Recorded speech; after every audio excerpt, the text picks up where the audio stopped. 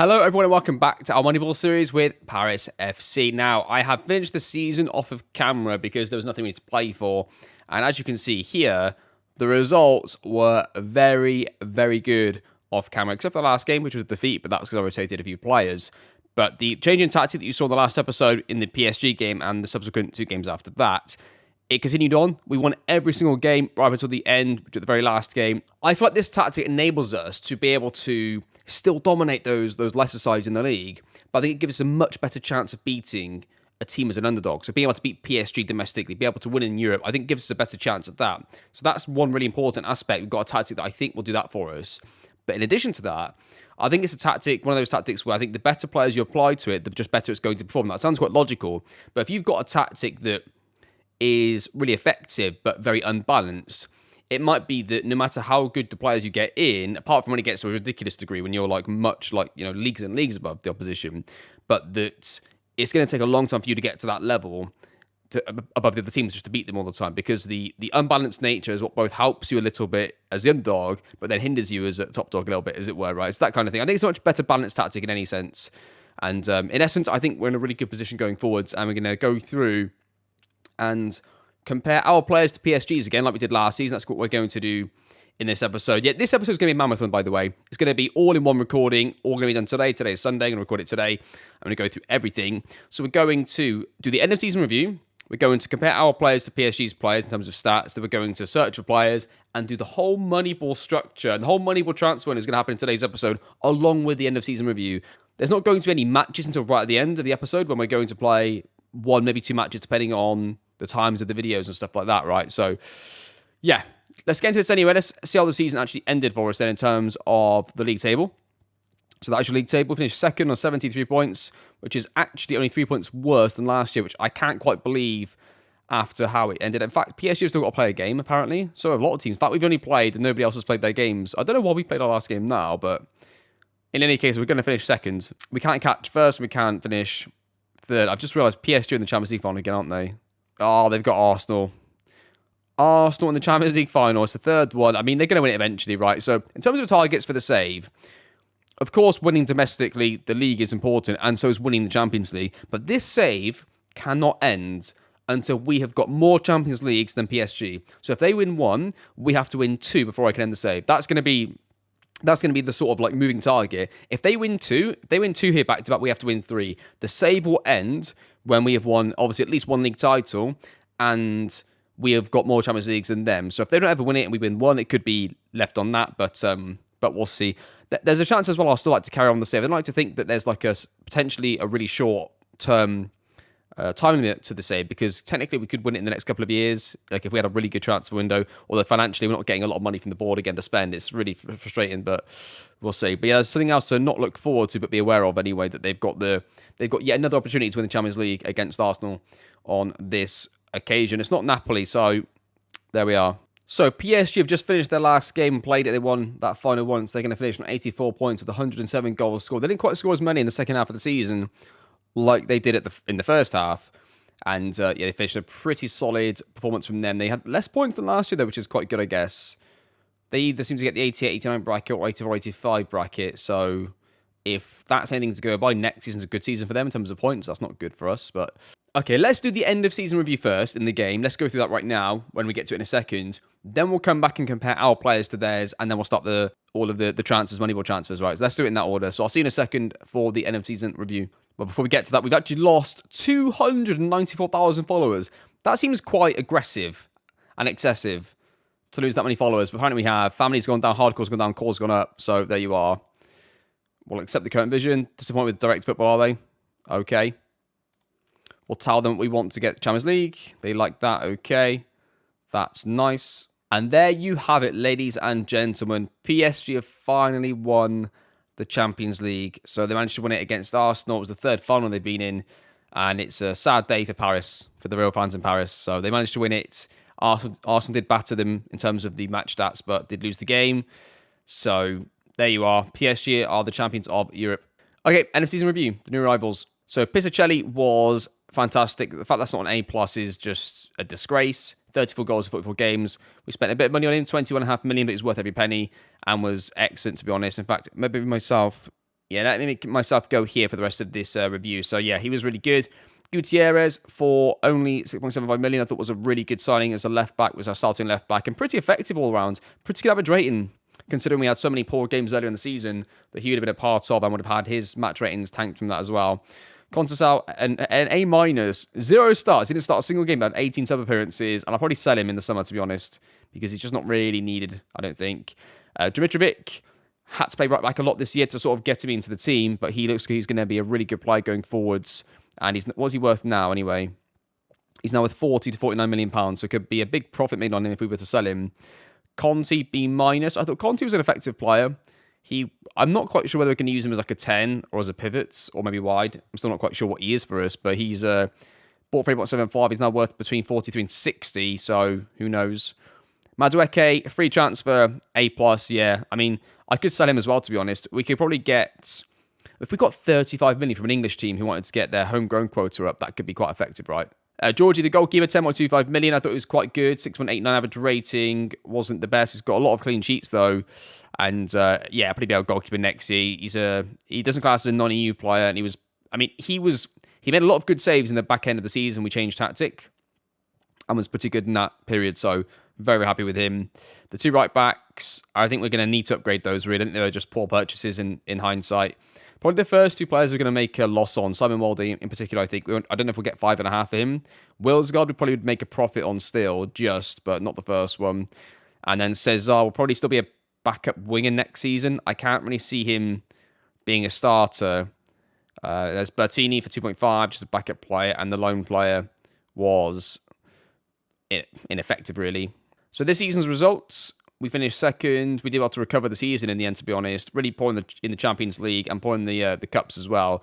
But I think next season it's going to be different. I think we've actually got quite a big change going into next season, and most of our money has gone up there as well. How we lined up, yeah, that was what it was towards the back end of the season in terms of the 4-2-3-1.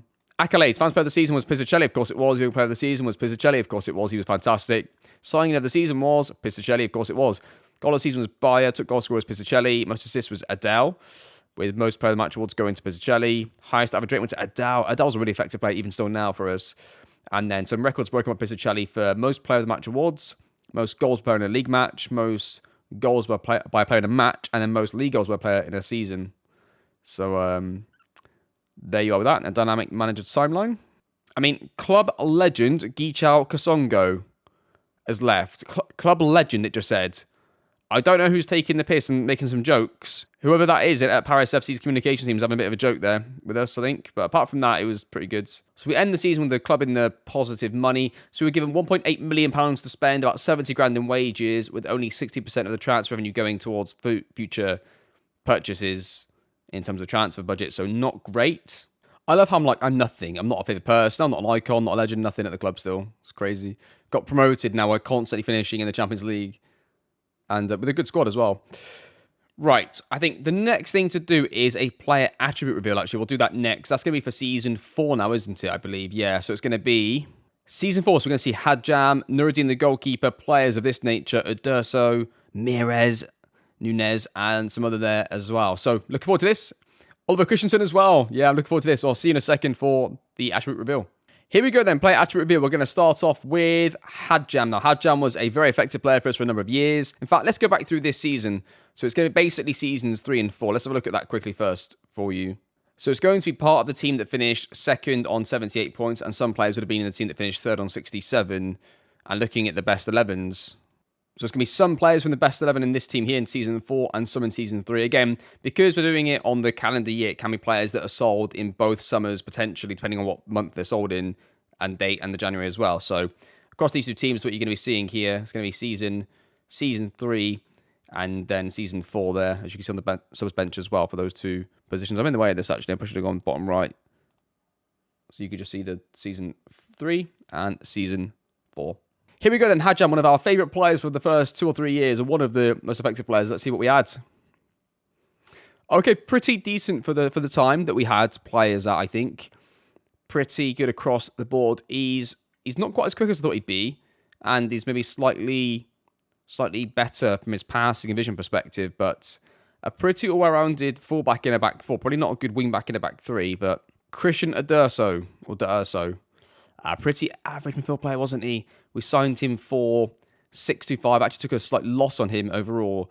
And yeah, we needed somebody to be that sort of backup CDM player for us at the time, in the three at the back system we were playing. And doesn't seem like he's the best, but yeah, good enough to keep us up anyway. And get us in the Champions League, I guess. Nuruddin, our first goalkeeper. Actually really good. Nuruddin is very, very good. The only thing that I don't like about him is his positioning. And if I could see attributes throughout the save, I would have sold him early because of eccentricity 14, positioning of 10. I wouldn't like that. Mainly because of this. For me, the positioning minimum is 12.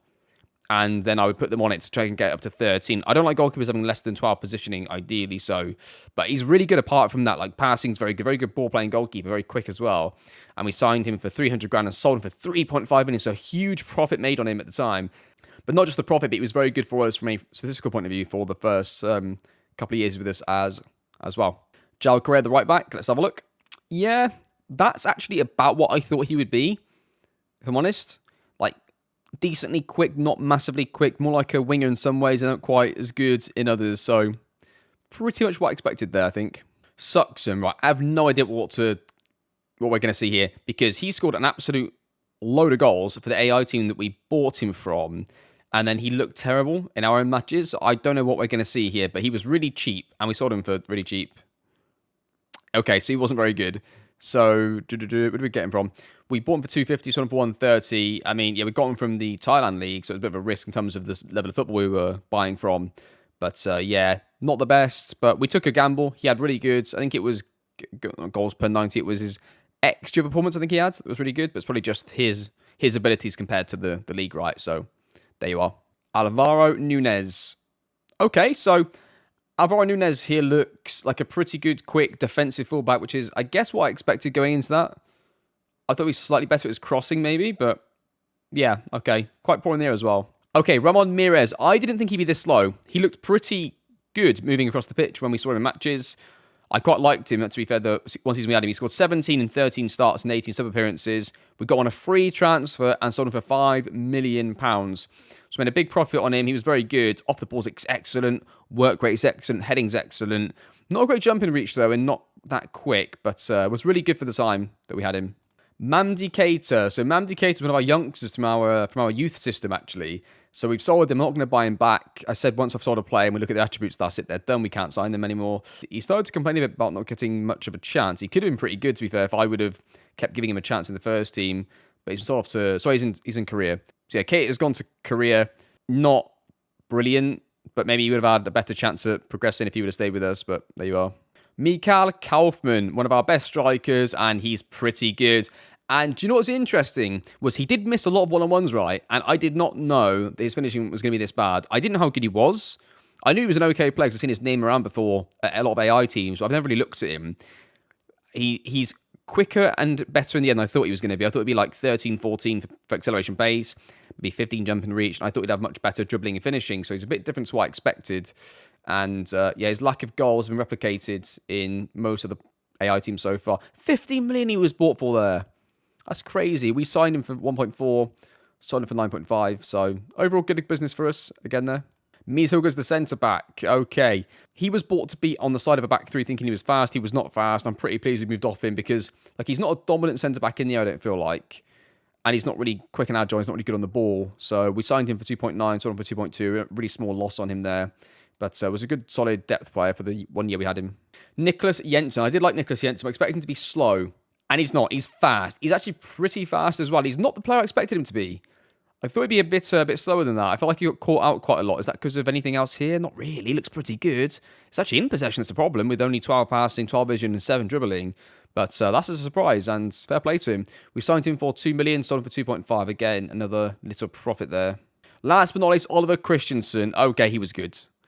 At least in his attributes, he was very good. He was like a bag of sand for us at times, but yeah, he's really, really good in his attributes. Looks a really solid goalkeeper, in fact. We signed him for 1.9, sold him for 3.8, and they made a profit on him on top of that as well. So, really solid goalkeeper that we moved off of, but yeah. He was terrible for us in the 1 year, I'm afraid. Like, he was really, really poor, letting a lot of easy goals. Average rating of 6.89 and then 6.46 the year after we sold him. And he's gone back up now playing in Qatar. And that is going to be your player attribute reveal. Hope you enjoyed that, for those of you that like to see those. And I guess you'll catch back up with me now, and we'll go and compare the PSG players to our own players in terms of stats. Okay, so the first thing we're going to look at is strikers. So have a look at Pisticelli to Mbappe. Now, the one thing to note here is that PSG actually rotated their striker quite a lot. So it could have been Mbappe. It was Mbappe for 25 games. It was Jota for 24 games. It was pretty hard to find somebody who just played up front. So Mbappe had half of his starts effectively wide. That's the best we could do, really, in terms of that was the most common striker they used all season. So let's have a look then. Anyway, extra performance, we'll start off there, I think. Sorry. Yeah, extra performance will start off there. 6.81 versus 14.85. Okay. So that's really him cutting in from wide, I think, a lot and scoring goals that he shouldn't be scoring, be able to dribble through 2 or 3 players and shooting from just outside the edge. Minutes per goal, though, 73.88. We've got 106.47. Like, that's still pretty good going, and it still isn't good enough compared to that. Conversion ratio, 25 to 22 in Mbappe's favour. It's pretty close, though, actually, between those two. Shot on target is only 1% difference there. I mean, don't forget, Pisticelli's only, how old is he? 20 years old. Like, he could be on a massive trajectory to improve here, of course, as well. Header 1 ratio is going to be 14% versus 36. So, yeah, I'm not quite sure what to take from this, really, because it's quite odd because of the difference in position. But it does show that Mbappe is on a level that is just going to be almost impossible to replicate. But we'll try our best. Okay, not just players interested in coming to us. There's only one striker in the world that's got those stats, and that is Kylian Mbappe. So we're going to take some of this off and see what we can get here for a striker. Okay, so just looking at some strikers here. We've got Espen or Ophorg, something to this nature, I think is how you pronounce it. He looks very, very good, by the way. He's got 10 goals in 14 starts. That's really good. His extra performance is 3.64. Minutes per goal minutes per goal is 112.90. Conversion ratio is good. Shot on target ratio is good. He's probably closer to Pisticelli than Mbappe. That's pretty fine. Because if we can get it back up for Pisticelli, that's all we really need. He looks like he could be a really good young player there from Norway. Okay, Keki Top is in the Bundesliga 2. He's 6'4". He's got a extra performance of 10, which is pretty good. Minutes per goal is 150. Head-on ratio 41%. He looks quite good. It's Bundesliga 2, which is the only thing that concerns me. But as a backup, he could be a really good value for money signing for like a few $100,000 potentially here, a couple of million at most. So they've got to shortlist him. Okay, moving on to wingers. We're going to look at Jamal Musiala, one of the best players, I think, in FM23 and FM22 for that matter. And yeah, pretty effective wide player for them. I've actually just made a winger view properly for the first time. Actually, it's not the one that's here. So I've actually got a winger view properly for not just the squad view now, but for the filters as well. So we can properly look at this. So we've got your dribbling creating as it was before. It's basically the wing back one, but I've taken the defensive stuff out and added more finishing stuff in that, right? So you're dribbling and creating here, open by key passes and passing, your shooting and conversion ratio, then a bit of defensive and pressure stuff, then some heading right there. In fact, I probably should add a separator into there to the right. And that'd be like that. So we're looking at Byron Ray as the two main wide players for us. We're going to compare them against Jamal Musiala for PSG there. So dribbles per 90. What have you got, Jamal Musiala? 2.60. We've got more than that in both of those. And don't forget, we did start the season with wingers. We changed it. So it's going to be easier to compare this next season when they played the same roles, roughly, for the entire season, right? Also, we're only comparing Musiala. I should probably compare their right side player at the same time, because they play inverted winger one side and inside forward the next. And that's what we play as well. So we're going to have both players together. But for this season, we're just going to look at Jamal Musiala because his stats are going to be more impressive than whoever is on the other side, because Jamal Musiala is Jamal Musiala. But we've got more dribbles per 90. Cross completion is 20%. That's exactly what he's got as well. Distance cover per 90. He's got 8.3. We've got 8.1. Sprints per 90. He's got 12. We've got 17 and 16. So sprinting more. We have more play key passes than him by the looks of it. More chances created per 90 as well. That's pretty good from the wingers. More progressive passes and a little bit less shot accuracy and conversion ratio slightly lower. But I mean, so the only thing that Jamal Musiala does more than our wide players is score goals, and his finishing is better. But like everything else there, the creativity, the dribbling, the crossing, almost everything else goes to our wide players. That tells me our wide players are very, very close to having a Jamal Musiala kind of season where they score 20 plus, they score 19 plus. Now, Jamal Musiala, don't forget, did start 54 games for PSG, and Ray only started 38 for us, and Bay only started 36. So naturally, their assists and goals are going to be slightly lower just on that front. But that is quite impressive. His header one ratio is 45%, which is pretty good for a wide player. Obviously, Bayer beats that. but Ray is nowhere near it. So that's quite interesting from a wide player perspective. I mean, in tackle one ratio was 77%. Like, he's okay in the tackle. Pressures attempted. He's hard pressures attempted, actually, which must mean that he's an inside forward, I think, for them. And yeah, I mean, that's not too much of a difference, to be honest. Like, we could probably search for Musiala's stats, but these boys done pretty well this year, I think. It felt like it, didn't it, watching it? I think most of you caught on to how good Ray's creativity was on the left. And Bayer's just in movements from Bayer is just outstanding. What is his traits, actually, that he's got? So he's got runs the ball down right, but outstanding player Bayer is. I really do like Bayer. He's been very, very good. Okay, looking at wingers, we've got Lazaro here in the Brazilian League, 21 appearances, 8 goals, 3 assists, dribbles per night of 2.98, cross completion of 18%, overlay key pass of 0.76, shot on target ratio of 54%, conversion ratio of 23%, and he can tackle and he can head. He looks a pretty good solid bet. He's very expensive though, so it's unlikely he's going to be an option unless we can sell somebody for a lot of money, but looks pretty decent there. Okay, that's pretty much it for wingers. I've actually got a few anyway, haven't we? We've got Adele, Dimitrovic, and Ray, along with potentially Conte. We've got quite a few players that could play, and Bayer, of course. We've actually got a lot of wide players I think actually aren't too bad. That's quite rare because that's normally one of the hardest positions for us to buy for in a Moneyball save. So I'm going to leave the winger search there and move on to now, I think, a number 10 maybe, although I do like Adele. But we'll look for number 10s first, then we'll also look for a pivot player as well.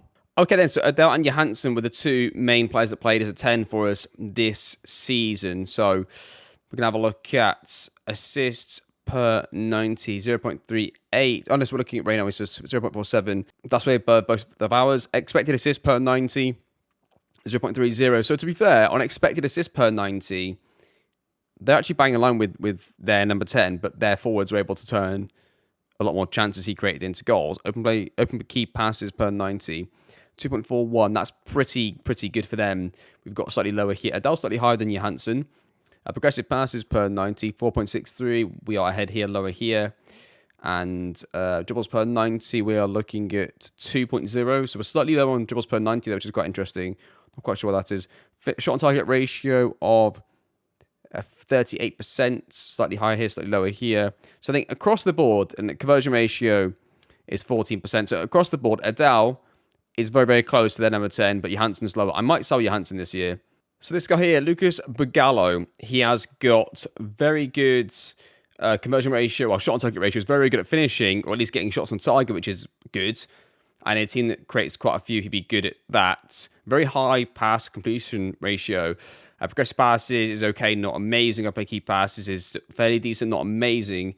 But he can do all those things. He's good in the air, and he can cross, and he can dribble well enough. I think he'll be a really good effective goal scorer as like a number 10 for us, and he could potentially play like as a more advanced, deeper player. So he's going to go on the short list here. Okay, this position is the hardest actually compare against because I played Rikichi centre-back and CDM exactly the same amount. Johansson played as a 10 and a CDM. Cresper played as a CDM but was taken out of the team. Conte's played as a CDM. Nobody was really a starting CDM all season, so I'm not going to bother even comparing anybody because it's just a useless task really because nobody was a standalone CDM for us. Marquinhos, there was for them. Of his 44 starts, I think 40 of them were at CDM, so that would be fun. We've got nothing like that. The closest I've got, I think, is Rikichi, and he's got 16 at CDM, 16 at centre-back, right? So I'm not going to compare that. We're just going to go directly into the searching aspect for this position. So in searching for Marquinhos' stats, one player comes up in the world of football that we can get. It's from our own division, a 34-year-old, Jean Udis Aholu. I'm not quite sure how to pronounce the last name, but yeah, I mean, if he's able to give us the same stats as Marquinhos, even for just one season, we can get him for nothing.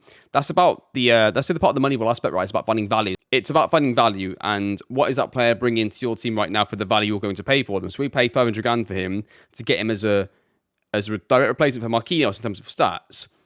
He's going to be 34 years old. He's probably not going to be physically as good as Marquinhos. So if he can come in and be our backup, but we know we're going to get those stats from him, that's exactly what we want, right? Let's just double check him on a lot of things here. Yeah, he played in the centre mid or CDM the whole season, so he didn't play centre back or anything. So I think that's a really good signing potentially there. What's his nationality? He's part French, right? So that's fine. Yeah, I'm going to bring him in, I think. We'll put him on the shortlist anyway, but he's going to be definitely an option we look to bring in, hopefully on a free transfer or something very cheap to that nature. Okay, so Dylan, well, let me put with this. So Dylan Ponte here is looking pretty good. pass completion of 85%, which is okay. Passes completed per 90 is quite low. Well, when I say no, I just mean compared to Marquinhos. Actually isn't too bad generally, but I mean, compared to Marquinhos, the big difference is passes completed per 90. That's going to be the case, I think, for most players. Progressive passes, though, is quite nice and quite effective there from him. So give him a quick scout this season and see what comes back. But he could be quite a decent player, you know. Alexander Rua looks pretty good here, 18 years old. Looks a bit expensive, isn't he? But he's got solid defensive stats this season. Passes completed per 90 is pretty high for the other AI players that we've seen so far. Players from AI teams, of course. But yeah, he's going to go on the shortlist as well. Good header-on ratio. Did play the whole season at CDM for his current club. Well, I've got a few new players on the shortlist anyway. Let's move on now to fullbacks. Okay, then. Again, where I think the biggest discrepancy is going to be between the two teams is going to be wing-back, especially at right-back. That's going to be the big one. We've got the first choice left-back and right-back for PSG ahead of us there. So, Hakimi, as you can see, he has got a dribbles per 90 of 4.38 and Nuno Mendes of 3.23. And we've got 2.3, 2.09. That's a huge drop-off there straight away. Cross completion is 15% twice for them. We've got higher cross completion. And distance cover per 90 is pretty close, actually. Hakimi's got slightly more, but that's it. Sprints per 90, we're still higher on that. Open play key passes per 90, 2.27, 1.31, 1.94, 1.57. So don't forget, at the start of the season, we still were playing with inverted fullback, and we're playing inverted fullback for a little while as well. So that's going to change going into next season, I think. You're going to see open play key passes per 90 drop on Gutierrez, but dribbles per 90 will probably go up and things like that, right? That's going to be the big difference. Tackle one ratio, 81% to 77% for the two fullbacks here. And tackles per 90.84, 2.43 to 73 and 81 for tackle ratio for them. So that tells us that the tackle win ratio is actually pretty close between the two teams. It's not defensively the fullbacks really getting done. And in the air, fullbacks are actually better. So looking at this, the big discrepancy is dribbles per 90. It's not just how good they're dribbling, it's enabling them with roles where they're able to go and get at teams and get out players and take the ball on, right, and that kind of stuff. So we need more dribbling from our wing backs, less passing to match up to what they've been able to do and what works for them anyway, which is going to be working for us in the near future. The progressive passes per 90 is an interesting one, isn't it? How they've got Mendes is able to get 7.77 progressive passes per 90. Our left back's got 5.80, and that was an inverted fullback, and he still doesn't have as good as that. And his dribbles per 90 were 4.38. So, sorry, no, other way around, isn't it? 3.23, yeah. So it's really just down to that, really. So can we get a fullback that can dribble more, really, with a bit of pace and acceleration, and hopefully they can maintain the same defensive structure? But really, it's here where the discrepancy is. So let's have a search for this. Okay, so after crunching all those numbers, we have got one player. We have got Adam Anzu, who's playing left back currently in the Serie A. He's playing for Lazio. He scored on every single stat that I've searched for really left back, though. He's left-footed, right? I believe he is. Yes, he'd be for a left-back position, not right-back. But we're going to shortlist him straight away. He'll get scouted this season. Expensive, but at least he's on the shortlist for the future years. If hopefully he doesn't get a big move. He's wanted by Brighton and Leeds, but we'll see. Again, the same sort of like theme as the last two right-backs we looked at. Again, a player from a slightly less powerful league, but his head-on ratio is very, very good. Tackle ratio is very, very good. Open key pass is slightly low. George Penalty is slightly low, but it could again be under the role that he's being asked to play. Progressive pass is very, very good, though. So that's where he sort of inflates it back up. So we'll shortlist him. We'll give him a scout and see what that comes back with as well. Okay, I think I looked at fullbacks as much as I could. Don't really need a left back, do we? We've got only the two we've got here, plus Sal's, don't forget, who's on loan. So there is all of that, of course. And yeah, that's going to conclude that. Let's move on to the centre backs. Now, that'll be the last position we actually look at in today's Moneyball transfer window. Okay, let's look at centre backs. Now, I do think this is going to be pretty close, but we're about to find out together if it is or not. So, tackle on ratio between our two centre backs. We're missing out Lloyd Kelly in the middle. We just split the difference for the way I did the search. So, tackle ratio 74 and 70. That's quite low. That's to 93 and 70. So Araujo has got 90. That's incredibly high. But Kimpembe's only got 70. So, let's see if that sort of carries on a little theme here. We've got interceptions per 90, 4.16, 3.50. There's his 2.95. There's his 2.85 and 3.21. Looking at then, I guess, let's look at open play key passes per 90. 0.40, 0.22, 0.26, 0.40. That's pretty close, actually, between the two there. Dribbles per 90. Do they dribble much of the ball? 0.04, not really. Progressive passes per 90. 6.3, 5.63. So they're across as a partnership, they're slightly ahead of us on the progressive passes. They're slightly better at that. Then header-on ratio 72 and an 83. So we're just 1% lower in each there. So in the air, actually pretty close to them, you know. I would say there between those two. The bit that's slightly behind is, I guess, tackle-1 ratio. We've got both a player on 70% each, but then our better tackler has got 74. Theirs has got 93. So that's the difference, right? I think Gila, if I compare Gila to Kimpembe, who's their second best centre-back in terms of the stats, they're actually really close. But Benoit, if we use him as the best one, I'm not saying that he is, but I'm just comparing Benoit to then Ronald. I think that we need one starting centre-back and we'll be fine. And yeah, I think that's what we need. We should be okay there. By the way, Jan Leonardi here, he's refused to sign a new contract. We're probably going to have to sell him and only get like a couple million for him, which is going to be disappointment, but there you are. Okay, so there's two sort of things that can happen here. Either we could buy a pivot player, a really good one, and move Rikichi back as an actual centre-back. That's an option. Second thing is that we obviously get a centre-back. So let's have a look at the centre-backs just here. So we've got Ozla from the Turkish league, yet again, same as Rikichi. Now, tackle ratio is on the lower end of their two players that have now gone off the screen. That was still above their lowest player in their partnership. But really, I think we need to focus on a centre-back that's got this, because we've already got a centre-back that does the other bits, but doesn't do the tackling bit. It doesn't win the tackles on the regular. But this guy's going to go on the shortlist anyway as one of our potentials. But really, we need to look for a centre-back that's got all the bits that we need, plus he's got good tackle ratio.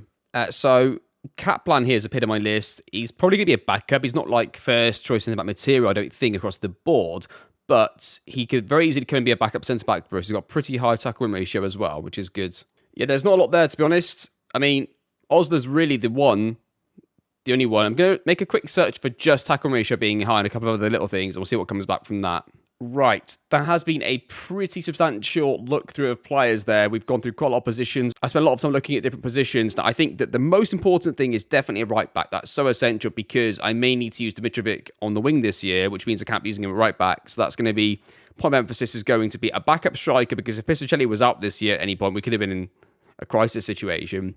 So striker, right back, those are the first two things, and then pivot players in that order. No goalkeeper needs to be worried about, and then probably centre backs right after that. So yeah, no goalkeeper needs to worry about. I don't think we need to worry about left back. We don't need to worry about really wingers. I don't think really. If Dimitrovic, by the way, Bayer did pick up a 3 to 4 month injury at the back end of last season. We're going to have Dimitrovic, you're going to have Bayer, you're going to have Ray. That's three decent wide players. Like, are they Mbappe? No, but they aren't the problem right now, are they? And we've got a bit of manoeuvrement with Rikichi being able to be a centre-back or a CDN, depending on what we want. And, yeah, because of the lack of money to spend, we could end up selling one or two first-team players if it meant we could get 3 or 4 first-team players, right? That could be on the cards. I don't know. I'm just prefacing it now that could be what happens. But I'm going to go away now then anyway and scout and do some transfers. And we will come back for the first set of like ins and outs. We'll come back, let's say, second week of June. Let's see who's sold or who's selling and the early chances we've been able to do and see what things sort of come back. I'm going to scout all the players now. So I make sure that I turn off. They don't scout the players every 3 months because it just destroys your budget, which is this one here. Keep scout reports up to date. I want to turn that off. Otherwise, they'll keep scouting them every 3 months. And I don't like to do that. I'd rather get everyone on the shortlist that I want now and just do one massive one at the end of the season and see how that comes back. Then everybody that we've got on the shortlist that stays on it for multiple years, they get scouted once a year then to keep up to date on their progress and that, right? So there you are. Okay, I'll see you in a few weeks then and we'll come back and see what we managed to do. So the first thing that happened is we actually got a bit of money back into the club. Bank balance went up like I predicted. And again, because it's reset the finances, now we're back looking in a healthy financial state, right? Basically, we are always spending within the club's limit. We're never overspending and putting the club in jeopardy, right? Because look at that, it's back to normal already. The projection looks good before we even start the transfers again this season. And I've just requested a new training ground, or at least a training facility upgrade, because we got that notification in the inbox a few weeks ago saying that, oh, by the way, your facilities have degraded because of advancements in the world. So we've just done that. We've got ourselves 1.84 million to build that, and that's going to help us out, hopefully with attracting small players as well. Okay, welcome you to the club in early July. Now, let's see who we managed to bring in. I'm quite excited about some of this again. I think this is a good second year in a row for transfers, but let's get into who we managed to bring in. Okay, the first signing was Marius. I just noticed his valuation. Marius Makanu comes in for £3.7 million all up front. He's the right back that we looked at. We needed a right back. He comes in. He's both footed, so if he does have to cut inside, he can probably play some progressive passes. I'm really excited about him. He's going to start for us and be our right back probably for the entire season, unless we need to play Dimitrovic into right back to get into the team. Apart from that, he's going to be in, and what a signing that is going to be. Second is Espan Ophorg. I think we're going to pronounce this. He comes in as a backup striker and a backup winger as well, a bit of both. He was doing very well, obviously, in the Norwegian League and comes in for a grand total of £4.9 million. Next is Lucas Bugallo, the central fielder, could play as a pivot player, as the more attacking pivot player, or as number 10. Could be either or. Comes in for 7 million. Again, all up front. All of these are all up front so far. No kickbacks at all, which is really, really good for resale and that kind of stuff, right, going in. So we're going to get into that stage of really making high profits on, and big profits, large profits on players. So, yeah, comes in, looks pretty good, and looking forward to seeing how he gets on. Next is Barbosa. Now, Barbosa was a striker we looked at last season, and I couldn't quite bring him in because I didn't have enough non-EU slots, really, was one thing. And also, he was way more expensive than Ray. And it came down to him and Ray were the two players I was looking at. They're both very, very close. And I thought that whichever one I got, the other one would be gone by the time I had the money to get them. But Barbosa was available. He had a minimum fee release clause. He had a minimum fee release clause of £14.5 million. We activated it. He comes in, yet again, all up front, no kickbacks. So yet again, another player who's rocketed straight to 50 to 70 million pounds. Could be an excellent player. 100% will be the backup to Pizzuchelli if there's any injuries, but could also go and play wide. Could also play as a 10. He can be anything you want him to be, and he comes in for the grand total of £14.5 million. Dylan Ponte is the Portuguese pivot player we looked at, who was cheap and maybe a bit of a risk in terms of being a starting player. He'll probably be a backup CDM for us, but he'll be in that sort of slot, taking over from Crespo, in that sort of Crespo role, but he's 20 years old instead of being 31, and he costs us a grand total of 5.75 million, and you guessed it, all up front. Last but not least, Julian Funes Mori. Now, he's a winger who I thought was pretty good from the Argentine League, and I thought he had really good stats. Now, I don't have enough slots for him this year unless I wanted to sell Adele, and I don't want to do that, not yet anyway. So for this season, we're actually going to loan him out for one season, and then if we sell Adele at any point, Funes Mori would come back into the club as a left-footed winger for us. So he's going to go out on loan to Palermo in the Serie A, play some first-team football there. I'm sure we'll get a cap for Italy coming up. Not Italy, for Argentina. Argentina there pretty soon. And £5.5 million, all up front yet again. So that wasn't necessarily designed, but every single transfer has been all up front. Not a single kickback, not a sell-on fee release clause, not a sell-on fee percentage profit, no monthly installments. So looking good. So transfers up, we're going to start down the bottom here with Jan Lenardi and Marco Bertini both leaving for 1.8 and £4 million respectively. Now, Lenardi was a youth player for us, so that's just a net profit of £1.8 million. Bertini was bought for 2.5 and sold for £4 million after one season with us as a backup pivot player, so that's pretty good business, isn't it? And let's look at them. Miguel Crespo came in for 6.5, spent 2 seasons with us, was a very important player, and we sell him at a depreciated value of £2.3 million. But although it's not a technical profit on the player, he was essential for the first year in particular to help us get that springboard progression, was a good backup last year, was terrible as a starter, and then leaves us with £2.3 million. Simon Wald goes for £4.7 million. That's a profit of 200 grand, which is pretty good considering he wasn't very good last season. So we'll take that. He goes with our best wishes, and we move on to a better right back, I think. Francisco Conceição came in on a free transfer and left for £19 million to Stuttgart. Really, really good bit of business. He came in, he was a really good sub for us. He scored 4 goals, got 3 assists, all from the bench. So that's 7 matches, or 7 incidents in matches, where he's come off the bench, had a good impact, had a good average rating, and leaves with our blessing and thanks to his new club. And good bit of business for us. Free transfer, 90 million. Good.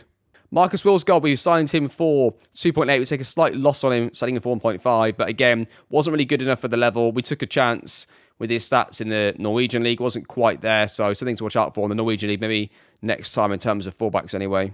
Cesar has left. He was signed for 11.75 million and selling for 9.25 with a sell-on fee, I think, in his transfer as well. So, actually, no, sorry, yeah, you can see it here. Actually, yeah, so 12.25 is the total transfer, and there's a sell-on fee on top of that. So we signed him for... So he was signed for 11.75, and he will be sold for 12.25. That is guaranteed money. It's just in installments. So, yeah, that's going to happen. And there's a kick-on of a transfer sell-on fee after that. So it could be even bigger profit than it is, but it's a profit on Cesar as well. And then last but not least, Sousa. Sousa was signed for 5.25, was really good. We just ran out of non-EU slots for him, didn't we? He's gone out on loan twice with his wages being taken care of and a bit of monthly fees towards us. And now make an actual profit by a couple of £1 million on him.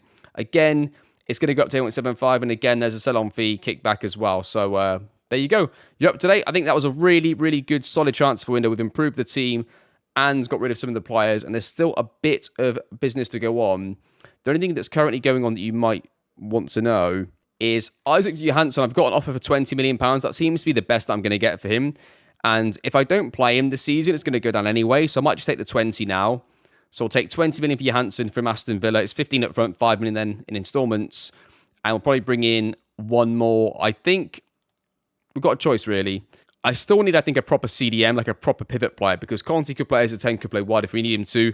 Dimitrovic can play right back. We've only got one right back, but that can be covered by him playing right back and using some of these other players as wingers as well.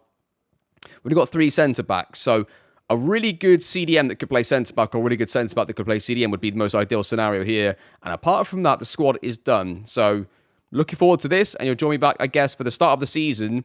We're going to play against PSG. We're going to play yet again against PSG in an episode in a cup final. And I think we've got a chance. I'm not sure we're going to win this one because I just think it's a bit early in the season. But I think, I'll tell you what, playing them at home in that second derby game in the league, I think we can win that game. Because by that point, we should be in good form. We should have got through our new tactic. Our new players would be into the team. And I think we can win the second one. But I think this year, we want to win a trophy, beat PSG. Those are the 2 minimums. Hopefully win the league, but those 2 minimums. I'll see you then in a few weeks' time. We'll play against PSG. So bring in John Edes Aholu, I think that's how you say that. But yeah, he's the one that had the same stats as Marquinhos, but was going to cost us basically anything. Just there as an emergency, as a backup. But at least he gives us the stats that we want, which is the whole point of this. Good value for money for 450 grand. Alexander Rua comes in. Now, it's going to be between him and Rikichi about who plays centre-back and who plays in the CDM role. They can both play both, basically. And I'm not quite sure who's the better midfielder, I guess, of the two. So I'm not quite sure how it's going to work. But one's going to play one's going to play the other. Adele is currently really unhappy. He wants to join somebody, but he's got 2 years left on his contract. So I'm just going to keep him this year. And then if he wants to leave in next summer, then he can leave next summer, right? But here we go then. This is going to be it. This is going to be our first chance to beat PSG properly. And I'm so up for this game. Okay, so early on, I think this is going to be your best team, this best 11 for the season. It's going to be Georgie in goal, Gutierrez, Badishile, Gila, and McCann across the back, with Olkan, Rikichi, that is, and Lucas Bagallo holding, with Adele as the 10, Bayer and Ray as the wingers, and Bisicelli up front. Now, I actually think Barbosa is actually probably a better player than Ray, but at the start of the season, I want to have somebody really effective coming off the bench at striker if Bisicelli's out. So that's the sort of idea. They're going to get played a lot here. Like Dimitrovic's going to be a backup winger and a backup right back for us, depending on the game and who's out and that kind of stuff, right? Yeah, rather than having like 2 players for every single position, which is what we've got in terms of numbers, we've got 2 players for every position. It's not like if for example, I don't know. For example, like if Marius Makanu is out injured, it's not necessarily going to mean that we just play straight away Dimitrovic right back, because it could mean that, I don't know, Bayer's out as well. Then we think, okay, it's better to play Dimitrovic right back, move, I don't know, Rikichi to right centre-back, then play Rua CDM. But there's going to be moving parts around. It's not always going to be necessarily this player's out, that player comes in, and that's obviously that's the sort of problem we've got when we have a much lesser squad than PSG, but there we are. So in terms of this actual game, Bisicelli is out, so Barbosa plays as a striker. That's an easy first change there. Dimitrovic is out, he comes off the bench, that's an easy one. Now, Bugallo is out injured, so he's going to come out. I'm going to throw in... I mean, Conti's played CDM for us before. I'm edging towards that, I guess. And we do that as a change there. And then the team's almost fit Bayers out as well. There's got a lot of players out for this first game, of course, which isn't good. What do we do here then? I guess Adele goes on the right. Madueke is a 10. We go with that. No, let's go with that. Let's go with that. Okay, so your team is going to be for the PSG game in the cup final. It's the Paris derby. Come on, Paris FC. It is going to be Georgie in goal, Gutierrez, Badishile, Gila, Makanu across the back, Rikichi and Conti holding, Madueke is a 10, Adele on the right, Ray on the left, Barbosa up front. Come on, Paris FC. Right, I put myself up into expectations for this game, but really it's going to be difficult. A quick, I guess, look at who they've signed. We should probably go with here, right? Let's have a quick look. So they've gone 3 big signings again this season. They've signed Matthias Tau, which is going to be a good signing for them. They've got Vidovic on loan, apparently. Not quite sure what's going on there. And then Buendia, which is a potential waste of money, I guess, for them. Like, I think they could have got somebody younger, really. Justin Kluivert's been sold, though, for 30 million to Napoli. So there's that. Right, okay then. Here we go. Assistant manager says, matches like these matter most to our fans. Others written us off. We've got there and do it for our biggest supporters. Okay, come on, Paris FC. Like, you haven't seen the team off camera too much, obviously. Like, you haven't seen the team too much in this 4-2-3-1. We've been very, very good and consistent. Like, we've got a chance. If we score first, we've got a chance. If we don't score first, I'm not sure, but we'll see what happens. Again, no highlights in the first 20 or 5 minutes. Same as the last game really we played against them. We've got the 0-0 draw at their place in the league at the back end of last season in the 4-2-3-1. Right, Hakimi the throw in. They're going to throw the ball in our PSG. They're going to get the first highlight of the game. They cross it to the far post. Mendes gets to it. It's going to be tackle. We're going to win this now. Can we clear this away? Adele wins it. Okay, we lose it back immediately. Mendes plays it across now. On the left-hand side, he goes wide, crosses it in towards the far post, hit it towards goal, and Georgie saves it. Okay, Georgie throws out to Gila. Gila takes it, takes a few touches, plays it into Makanu. Goes wide, plays into Adele. Adele into Oka. What a great pass that is. This is how you open up teams. Great pass to Gutierrez. Gutierrez goes through. Ray shoots, and he scores, and it's 1-0 to Paris FC. Come on! Here we go! That was it. The pass from the right-hand side from Makanu across the pitch. That was the pass that unlocked this Adele pass into Okan, because they're all positioned over to one side, right? And we just cut off them completely to the far side of the pitch, with the weak side. And Ray scores an unbelievable finish. 1-0. Gila. Like, we're playing this game with multiple players out. Makanu into Adele. Adele back on the inside to Conti. Conti to Okan. Into Barbosa, takes a few touches, plays it to Makanu. We're getting out against him. Makanu, Madueke, and it's 2! It's 2! Did you know what? Let's calm down, though. We've been here before. We've been 2-0 up to these before, and they've come back. So let's not get too carried away, but let's watch this goal again. Okan, yet again, left CDM, really doing bits for us in the middle. So that probably tells me that he's got to stay in the midfield role, at least early on. Madueke goes through and he scores, and it's 2-0 to Paris FC.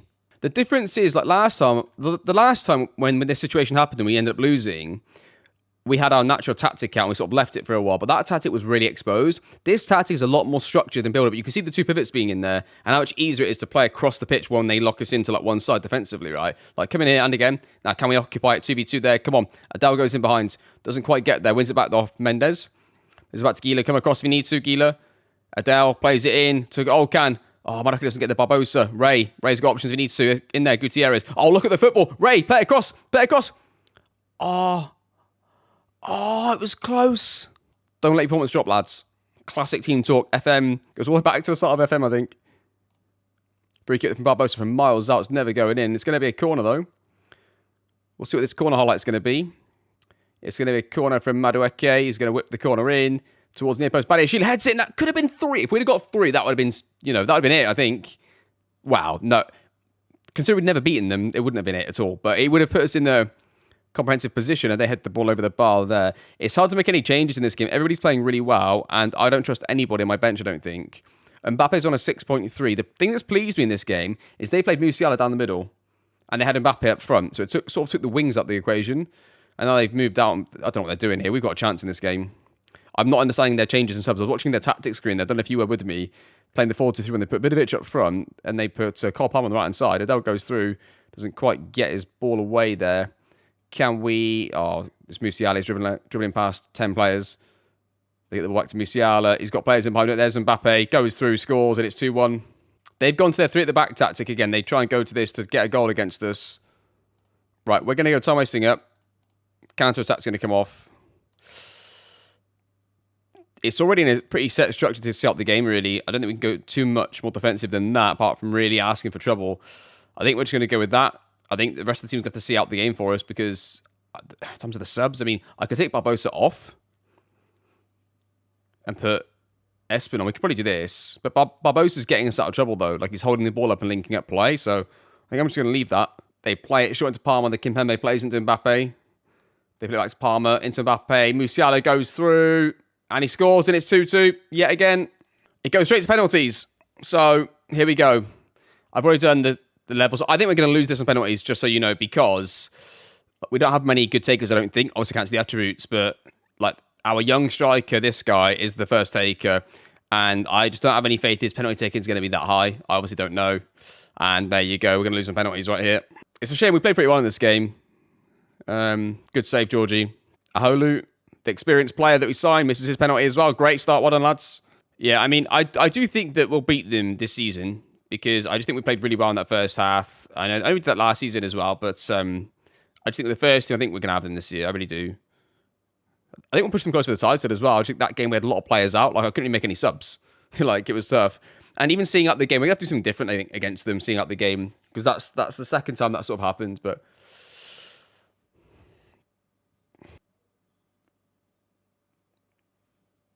they have every single advantage in the game possible, PSG. Even penalties, apparently. There's the winning penalty. I'm going to say far from pleased, because they should have seen it out. They should have seen this out, really. Okay, I'll see you back in a few days then for the first game of the league season against FC Lorient. Okay, we go then. Game 2 of the episode. Yeah, I'm really disappointed to that first game. I mean, so when you're trying to set up the game, there's two ways you can go about it, right? You can either just go to something that's really extremely defensive and try and set up the game. The danger of that is drastically affecting how the game's being played out. The downside of doing that, of course, is if you're being very comfortable and you change things too much and invite too much pressure at once, you've gone from not letting them create very much at all to all of a sudden they're going to create loads of chances because they're going to get different scenarios, different overloads than they would have got before. I'm talking in the little bit about real life, but I'm talking about the game mainly as well. But then the other danger is, the other way to do it, rather, is then to keep it as similar to your actual base tactic as possible, but makes little tweaks to try and make it more solid and defensive to stop you conceding. And I much prefer that option all the time, but like there, I don't know what else I could have done apart from maybe going to balanced as a mentality. Anyway, FC Lorient away, let's get into this game. Assistant manager says, make sure we win this game, okay? By the way, Paris Saint-Germain won the first game of the season. Of course, it was away from home, and of course, it was a 4-0 win. Of course it was. Gutierrez throws into Adal. Adal cuts inside, plays it to Orkan. Don't know what that is, but he's put it back to their goalkeeper. They're going to start off the attack here. They go long. We're going to win the first one. We do. Goes to Conte in the second one. Badiashile travels with it, plays it to Orkan. Back into Badiashile. Gets option, plays it into Ray. Ray back into Orkan. Good football. Piesocelli goes through, and he's back in the team, and he's should have been back in the goals. Set piece for FC Lorient. They go to the far post, heads towards goal, and it's in, and it's 1-0 to FC Lorient. Bocani throws it into Conte. Right for half time this is. Conte plays it to Orkan. Plays it into Piesocelli. Into Ray. Ray's got options ahead of him. He wants to play this ball. He does into Mitrovic. Dimitrovic doesn't quite get there. It's cleared away. Conte gets his back into Orkan. Orkan into Ray. Ray's shot from distance, and it's not really close. Highlights a throw into them. It's a diving header. It's cleared away. Are we going to get to this now? Can we get any pressure on the ball, please? They play it short into Fosu Mensah. Can we get pressure? Come on, force them back. Can we win this? Can we win this? Right. We probably could have done, but we've chosen not to. Then we gambled on late, and they've gone through, and they should have scored. Adele's playing shy because he wants to lead, doesn't he? So he can come off. Barbosa go on the left, go into the shadow striker role and leave it. I think we'll bring on left back as well. Highlight here. They play the ball through. They're going to get a chance potentially here. Can we win this? Oh, we do, and somehow it goes straight back to their team there. I don't believe that. That is incredibly shit from us. Highlight here, Chevalier. There's the Barbosa, gets it back. Plays it into the box. Was he fouled? He's not. Chevalier gets it back. Short play across goal. He's got to. Oh my goodness me. Throw in for FC Lorient. They throw it short. They take a few touches here. They've got a lot of time and space on the ball. We're going on attack here at this point. Barbosa's got options ahead of him. Plays it straight in behind. They clear it away. Can we get to this? I don't know why the first guy didn't go for that when he was there already. Okay, Orbag's already got this now. Plays it behind to Pizzuchelli, back to Barbosa. Barbosa's got to score it, and he does, and it's going to be 1-1. We're going to still out attack and try and go for this. There's an instant highlight afterwards. It is aggressive. I'm playing most of the 4-3-3, but with 3 strikers at this point. We're just trying to go, oh, look at this. Yeah. I mean, like, I'm sure you can empathise with me in this save, right? I'm sure many of you, I mean, some of you won't, but surely you can. Like, what's the actual fuck is that? 2-1 defeat. Well, my frustration levels with this team are at a maximum. Exasperated at the spinelessness of the players, the lack of characters, the lack of leaders, the lack of winners, the lack of anybody with a backbone in this entire squad. Anyway, so, I mean, I'm annoyed I have to wait to play them at home for so long again. I think we could fucking beat these if we had them at home, but we're not going to get them home for a long time. So, next episode, I don't really know what it's going to be, to be honest, because I don't know what to show you. It depends on the Champions League a little bit and a few things. It could be that PSG game, just because, like, I think we've already thrown away the league title just by losing away from a game that you're never going to regain that back, right? So, unless FC Lorient beat them at their place, which they won't. Yeah, so league title's gone, 1 game in. Yeah, I don't know. I'll see how things are going in the title race and stuff like that, and we'll see when we come back. But we'll see. We'll just see how it's going, to be honest. But there'll be an episode pre-January, of course. It's likely to be, I guess, something like, it could be like Marseille, Lyon, and then PSG. That'll make the most sense, I think. Get 3 of the bigger teams in there together. Well, 2 big teams and then PSG, of course. And yeah, we'll end the episode there on that lovely note. But aside from these lot pissing me off, get on my face, a massive thank you to all of you for watching the series. Hope you're enjoying the series still. We are going to get there. I can see the building blocks. We're going to get there eventually. It's just like, I don't know about most of you, though. It always feels like to me there's a year in FM where you feel like your team can do can do well a year, 2, 3 years earlier than maybe they should do. And it feels like every time we get that opportunity, like last year or this year, something happens and we just fuck it up and then set ourselves back another 2 or 3 years. So I'm just really, really annoyed for a lot of aspects. But thank you to all of you for watching. Hope you enjoyed the series. We are going to get there. The Moneyball system is going to work. And I'll see you all next time.